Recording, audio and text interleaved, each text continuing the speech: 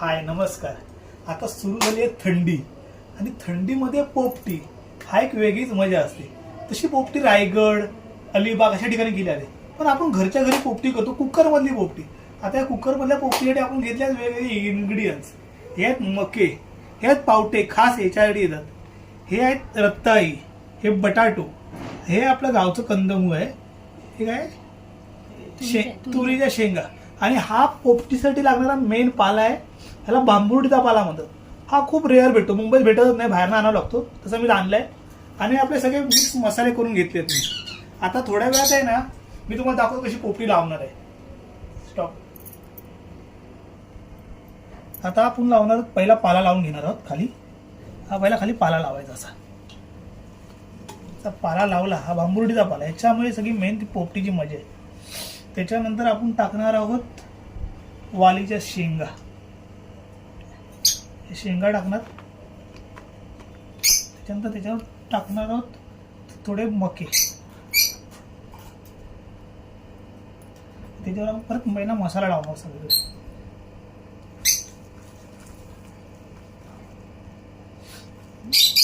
हे टाकलं का त्या बाजूला आपण थोडंसं रताळी लावू.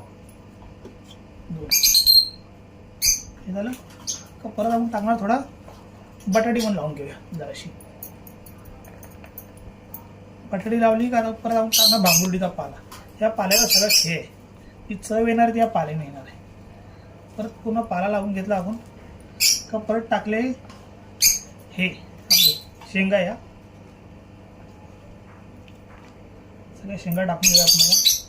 त्याच्याबरोबर हे टाकून घेऊया. त्याबरोबर शेंगा, रताळी, थोडी बटाटी परत आणि थोडं तेल टाकलं. ते तेलामुळे सगळं जरा हे होतं. टाकलं का परत लावणार आहोत मीठ मसाला.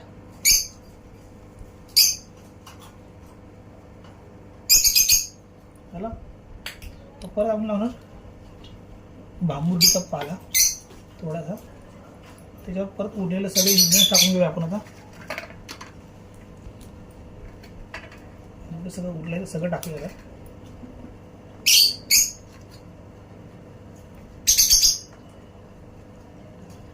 त्याच्यावर आता परत थोडंसं तेल टाकूया आपण.